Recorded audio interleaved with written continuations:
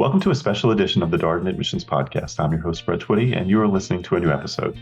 So this is a very exciting episode. We are on the eve of the Venture Capital Conference here at the Darden School. And in honor of the occasion, we invited two second-year students in our full-time MBA class of 2024, Malcolm Stewart and Ellie Jameson, onto the podcast to talk more about venture capital at Darden. I think you're really going to enjoy this episode. As always, if this conversation is helpful to you, please like this episode and subscribe so you never miss an update. And remember, you can always check the episode description for links to Darden blogs, social channels, and more. So now, without further ado, here's my conversation with Malcolm Stewart and Ellie Jameson. Malcolm, Ellie, welcome back to the podcast. Great to have you here. Great to be here. Yeah, thank you both. How's everything going? Malcolm, how are you doing? I'm good. I was just telling Ellie when we hopped on here that I fortunately only have one class this quarter. I'm taking venture capital leadership, and then I'm doing a couple independent studies and things like that. So course load is smaller than usual, which is definitely pretty exciting this time of year. All right. How about you, Ellie? How's your fourth quarter going? It's going really well. I also have a lighter load this quarter, more than one class, but I have three, and I've got impact investing today, so I'm excited. All right. Well, thank you both for taking some time out for the podcast. You've both been on the podcast before, separate episodes. Encourage our listeners to go back and check those out. But this episode is going to be all about the upcoming Venture Capital Conference, which is actually taking place this Friday, April 12th, here in Roslyn, Sands Family Grounds. Malcolm, based on your experience at Darden, how do you explain venture capital to people who are curious about this industry? Yeah, I think trying to break it down to layman's terms is helpful. I know when I first got my understanding of it, I found that very easy rather than getting into the weeds. And so the way I'd put it is I think about venture capital in terms of usually very early stage investment in companies that are taking them from an idea to some sort of product or marketable service, and then all the way up to hopefully a full-fledged company down the road. And so a lot of times with venture capital, it can start as early as like a pre-seed stage where you're investing in a company just right out the get-go, or it can go even as late as later stages after C, D, and E, where you're raising larger portions of capital. But at its bare bones, it's really finding and funding the ideas and innovators and leaders that are really making innovative products and services that can be used across different markets. All right, thank you for that, Malcolm. And for listeners who are still learning about this, when there's fundraising stages, they're typically A, B, C, D, et cetera, labeled as such, as Malcolm referred to. Ellie, how do you explain venture capital to people who are curious about it? Yeah, I mean, very much along the line of what Malcolm just said. It's investments in private companies. So, everyday people who can invest in the stock market and public equities do not have access to these type of investments. They really come through venture capital firms, private equity firms, and they have access to these private startups that are most likely high growth. But as Malcolm said, they can be as early as just an idea stage, so no product and no service. All right. And I'm curious about what you've been engaged with around venture capital during your time here at Darden. So Ellie, any activities come to mind when you think about venture capital at Darden? Yes, absolutely. So I have been fortunate enough to serve as the president of the Entrepreneurship and Venture Capital Club. And through the club, we've had a numerous amount of speakers come. We had a wonderful speaker from Bessemer Ventures come last year. We've had a speaker from First Round Capital that came and spoke to the club in the fall. And on top of that, we have every Friday in the fall, VC Fridays, which is a learning series that a venture professor, Les Alexander, puts on to really teach the basics of venture capital. On top of that, we have VC Boot Camp that prepares students for the venture capital conference that happens in January, where students put together teams of 5 and they compete locally at Darden, and then the winning teams are sent to the Northeast Conference. So lots of venture activities happening at Darden. There's always time for students to meet with Les and other venture professors, and there's just a lot going on. Yeah, for listeners who are curious about this topic, venture capital at Darden, we actually had Les Alexander on an Office Hours episode, which is our faculty spotlight series. Encourage you to also check out that conversation. Les is very much involved in the venture capital conference that will be taking place here in Roslyn in the coming days. Ellie, quick question about the activities, the Entrepreneurship and Venture Capital Club. Where do you get the speakers from? How do you find these people to come and talk to the club? Absolutely. So many of them are UVA or Darden alumni. So there is a lot of cold outreach from the club board and club members. And then many times we get outreach from alumni who are passing through town, or just interested in giving back to current students and wanting to make those connections within the industry. That's awesome. And I assume these virtual presentations, or do some of them come back to Charlottesville? Yeah, it's a good mix. I would say 50-50. Things have been leaning more in person recently, which is always exciting. I think there's a better energy to the conversation when the person can actually be there in person. And oftentimes they stay for lunch or just to grab coffee afterwards, which is wonderful for the students. Malcolm, when you think of venture capital at Darden, what kind of activities come to mind? How have you been engaged around this topic?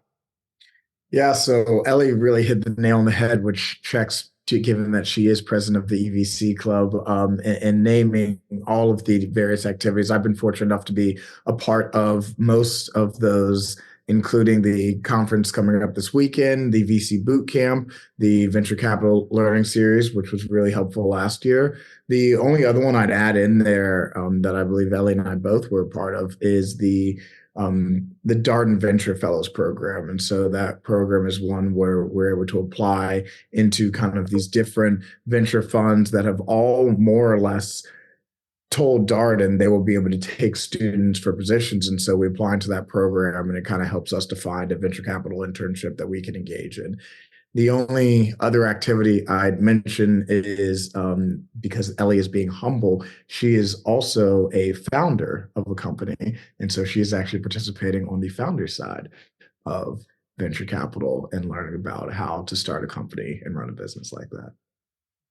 Yeah, Ellie, I'm going to come back and ask you about how things are going with Play Henry. So I'll put a pin in that, so to speak. But Malcolm, I want to stick with this Darden Venture Fellows program. How does that work? I mean, is it hard to find a venture capital internship? Is it helpful to have these kind of structured opportunities? Tell us a little bit more about the program and the value that it offers for students. Yeah, it's a great question because in the venture capital space, especially on the East Coast versus the West Coast, so obviously most VC and a lot of the major funds are either in San Francisco or New York City. And so if you're looking into the venture space more on the East Coast, it's less of a concentrated space to get into. And so it really emphasizes networking and finding opportunities kind of off the beaten path. And so one of the ways the Darden Venture Fellows program helps that is they've already consolidated some of the alumni who are at different venture private equity firms that are in the area or even around the country.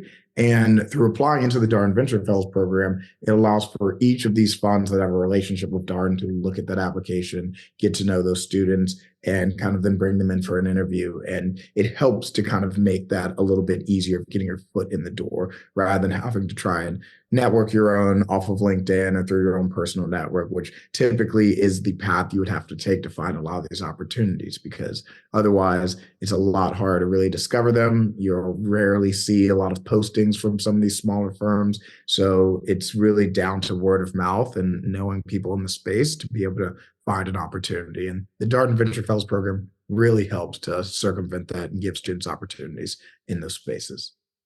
Yeah, I appreciate that. I will say we talked to some students here on the podcast who are interested in venture capital, and they really emphasize that networking piece, how important relationship development is, getting out there, talking to people, just continuing to build your network. It takes a lot of legwork because these opportunities are not typically as structured as some of the others that are available to MBA candidates. So it's kind of a natural segue here to my next question, which is Malcolm, how do you feel like Darden prepares students for a career in venture capital?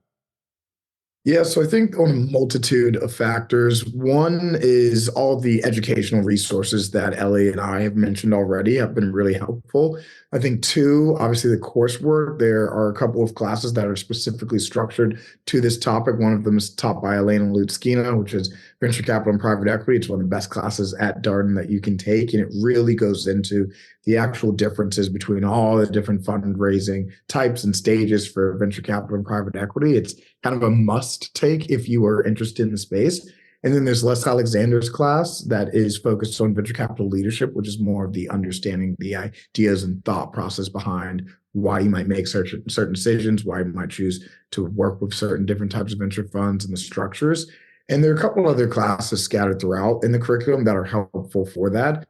But then the kind of intangible thing that I think you get in a less structured way is actually, to your point, the networking side of things. I think a lot of business schools, and especially Darden, they're structured in a way where you're going to have opportunities to meet and talk to lots of alumni across very different industries. And I think UVA's position and Darden's position being right here in Charlottesville, next to the University of Virginia endowment, UVMCO, which is one of the top endowments in the world, there's naturally actually a pretty bustling venture capital scene in the area. And so students, by having access to that UVA network and the Darden network, are able to then kind of tap into that and use that as a jumping off board to get to know other people in the venture space. I know that was incredibly helpful for me as I went through my resources to try and figure out where I wanted to be, where I could work, and talking to people who had been in the space for years who were willing to pick up the phone simply because we had that UVA brand name behind us. Quick question, Malcolm, for folks who are less familiar with the Darden Network or the UVA Network, what's the response that you typically get as a Darden student when you reach out to alums?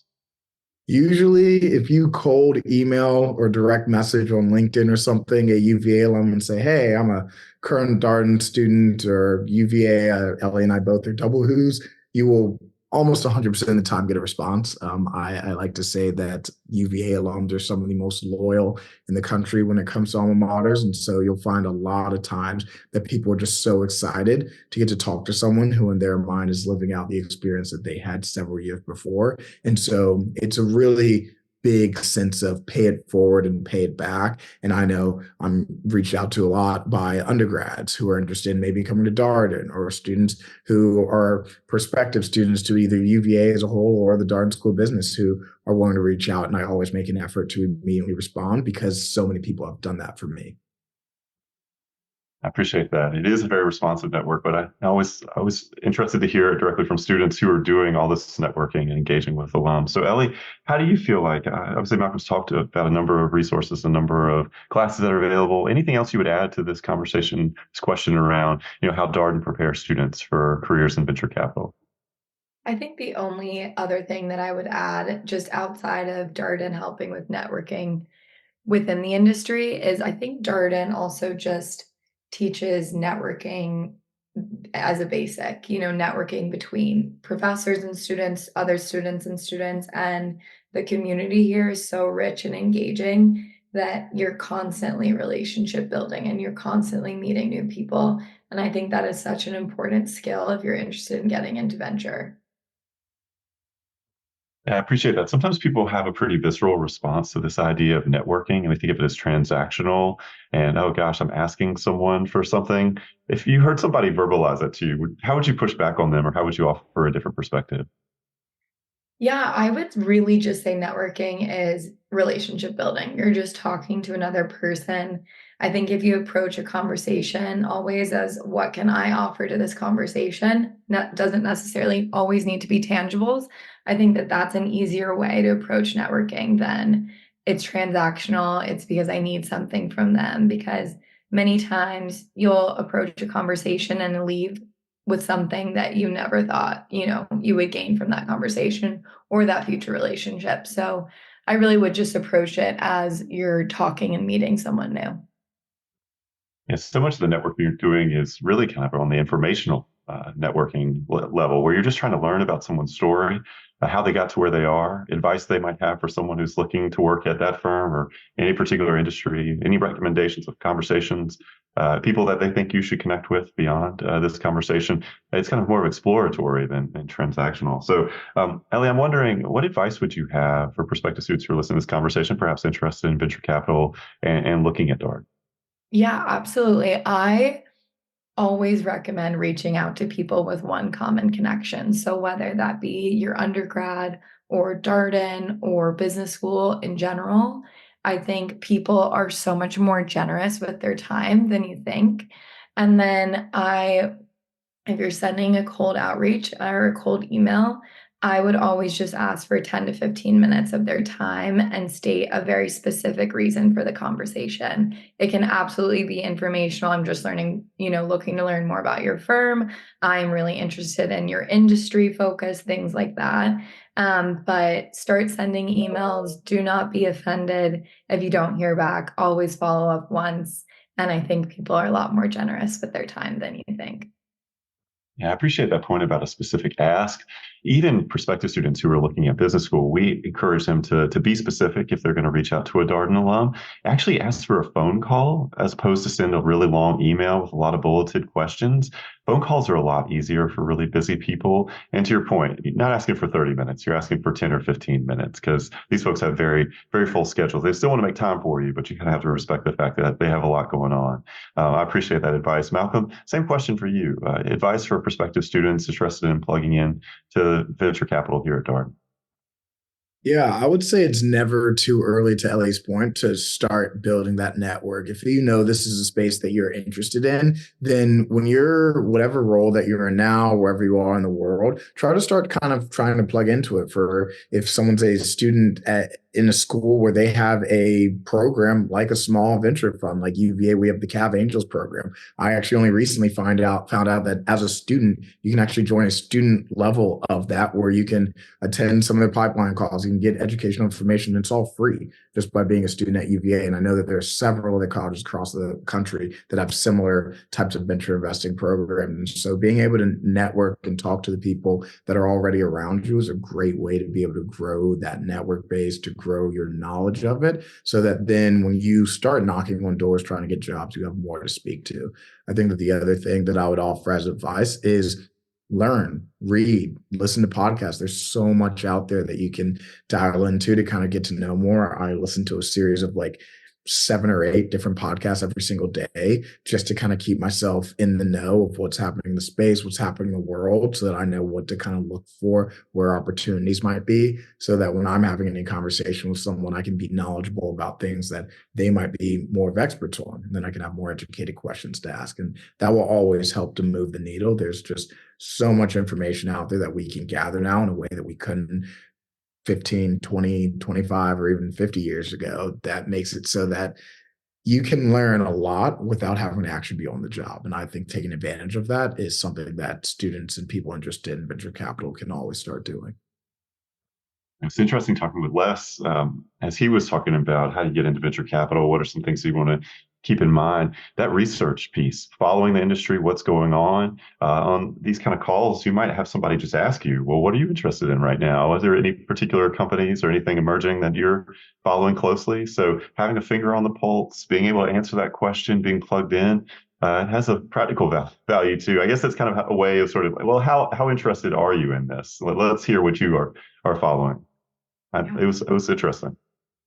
I have one very short plug for a great resource, but the Dorm Room Fund has podcasts, and they are like 15, 20-minute podcasts. So I'd recommend, if you're interested, listen to one of those episodes every day for a month, and then you will learn so much and have so much more confidence. Well, I'm curious, Malcolm, are you planning to go to the Venture Capital Conference? Oh, yes, I will be there. All right. Well, what are you hoping to get out of the conference? What are you looking forward to?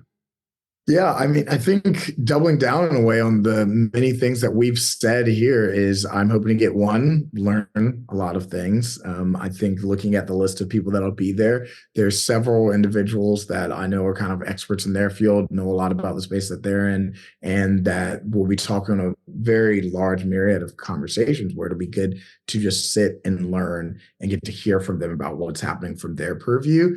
But the second piece is networking. I was fortunate to have an internship at a venture fund up in the DC area at Sands Capital last year. And in being there, I got to know a lot of the people who are going to be at this conference. And so this is kind of one of those ways of keeping those relationships warm, having the opportunity to kind of reunite with them, hear what they're up to, let them know what I'm going to do after Darden. So they know where I am, I know what they're up to, and we can keep those conversations going so that hopefully down the road, if an opportunity presents itself, if there are chances where we can kind of work together on deals, then I have that relationship with them and they have that with me where there's a level of trust and knowing one another. And I think this conference is just a great way not only to nurture that existing relationship, but also grow it with new individuals that I haven't had the chance to meet yet, but hopefully will this weekend. And Sands Capital are our next door neighbors here in Roslyn. They're in the 1000 building here at Wilson Boulevard. We're at 1100 and Sands Family Grounds, Sands Capital Management. Yes, there's a connection between those two things. So, Ellie, how about you? Are you planning to go to the Venture Capital Conference? Of course, I'm really excited about it. What are you looking forward to getting out of the conference? So, along with what Malcolm said, I am very excited to continue to make connections with the industry, connections with alumni in the industry. But I think probably my perspective is a bit different going in as a founder who will hopefully fundraise at the end of summer. So, looking to make connections for those purposes, and then also just grow my knowledge base for a founder looking to raise money. All right. Well, a couple more questions for you as we wrap up here. Malcolm, did you come to Darden knowing that you wanted to do something VC related? Was that a focus for you? It was. I was in the asset management before out west in the Silicon Valley area. And so I hit a point in my time there. I was doing product management on the client side of the company. And simply put, I started having conversations with some of our investment team, and I was asking somewhat silly questions of why do they keep asking questions about interest rates from our clients and whatnot. And they were like, you don't have an economics and finance background, do you? And I, of course, had to say no. And so coming to get my MBA, part of it was to bridge that gap of my experience and knowledge on the client side with the economics and finance background of getting an MBA, and then take that so that I could move and pivot from more of a client focused role to more of an investing side role, which is what I'm doing now, and hopefully find a way over the next few years to bridge that experience. Because from my knowledge and learning and mentors in my life, a lot of them have said to be a better investor, you have to understand the importance of a client. To be a better client service member, you have to understand the importance of the nuances of investing. But if you can bridge the two of those, you can have a really good career in the space. And so I wanted to come in and go into kind of the venture or private or asset management space on the investing side so I could find a pathway to kind of merging those experiences for myself. All right. Do you know what you're doing after graduation? Still working on that? I do. So I will be working for Brown Advisory, being an associate portfolio manager for them. And I fortunately will get to stay right here in Charlottesville as they've just expanded and opened a new office down here. So I'm excited for that and really looking forward to working with the team and growing my own knowledge and network in the space. All right. Well, congratulations. Elliot, I wonder, did you come to Darden with an interest in venture capital? Is that something that emerged during your time here? No, I came in with an interest in venture. I also, like Malcolm, was in the Bay Area prior to school, and I worked for two venture-backed startups, and so had just a high interest in the space and was excited to learn more. Similar to Malcolm, I also wanted to develop my background in finance and accounting and other things that are like econ that would really benefit my knowledge base and growth in the space. But I also really wanted to start a business. So I was fortunate enough to really grow my interest here in both venture and in entrepreneurship. And so it's been a really incredible journey. I want to check in about that business. There's a recent Darden Report story about Play Henry. You and your partner, Grace Collins, were featured there. How are things going with Play Henry? What's the latest update? We had you several months ago on the podcast. I'm sure there's been a lot of news and developments since then. Yes, absolutely. We were so fortunate to be featured on UVA Today last week. It was a really great and exciting article. The update is that Grace and I are taking on Play Henry full time after graduation. We'll be running and operating the company from Charlottesville, most likely through the end of summer and potentially into the next year.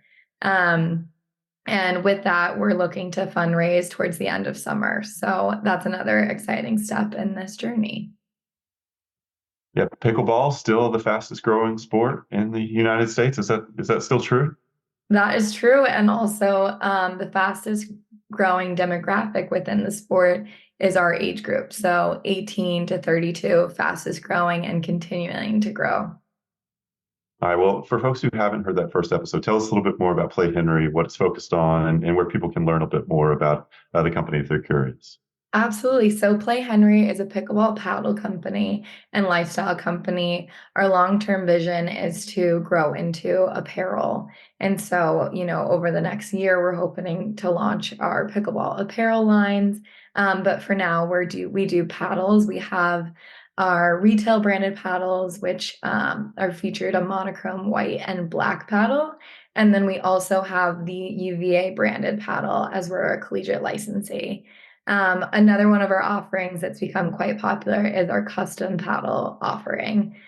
We do custom paddles for corporate orders, corporate gifting, weddings, bachelorette parties, major events, anything of that nature. And so, yeah, stay tuned. We're excited for what the next year and beyond will bring. And check us out. Our website is playhenry.com, and our Instagram is at @shopPlayHenry. All right. Pickleball revolution. It continues. Malcolm, final question for you here. Any final thoughts, any advice for our prospective student listeners who are tuned in this episode, curious about what we've talked about here today?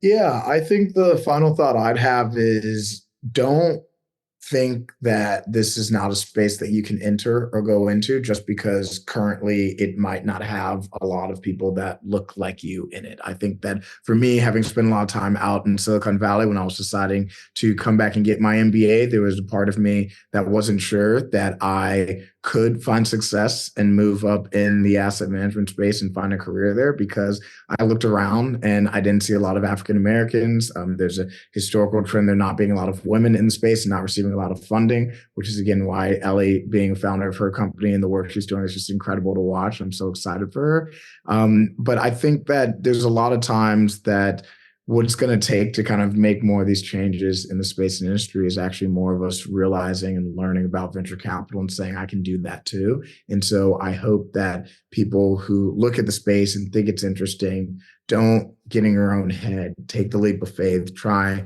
and network into it, talk to people, reach out to people who have been in it and find ways, because it can be a really, really fun, entertaining, and also just really exciting space to learn and grow in. And I think it just takes a few more people to kind of think that this could be something we can do too.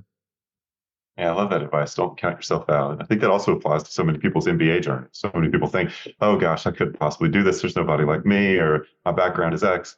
There's so many different kinds of people who can be successful at Darden or any MBA program. Certainly don't count yourself out. I love that advice. Ellie, final word of advice for our listeners who've been interested in today's conversation, curious to learn more? Yeah, absolutely. I think really double down on relationship building. On top of what Malcolm said, which I think is incredibly important. Do not be intimidated by this industry. Really look towards people that you have a single connection with and ways that you can start introducing yourself to more and more people in this industry and learning more. But be relentless about relationship building and networking, and you will do just fine. I love that. All right. Well, thank you both for all your insights and advice here today and for sharing your story. And I will just give another plug for folks who are interested in this conversation, a couple follow-up listens. Malcolm's episode here on the Experience Darden podcast, Ellie's episode as well, also on the Experience Darden podcast. Would also encourage you to check out the Les Alexander interview that we did that's shared on both the Experience Darden and the ExecMBA podcast. So thank you both. Have a wonderful Venture Capital Conference. So excited to have everybody here in Roslyn in just a few short days. And that was my conversation with Malcolm Stewart and Ellie Jameson, two second-year students in our full-time MBA class of 2024. As always, if you have any comments, suggestions, requests, anything like for us to cover here on the podcast, we're all ears. We could be reached at Darden, that's CARDEN, @virginia.edu. Till next time, stay safe, be well, and thanks for listening.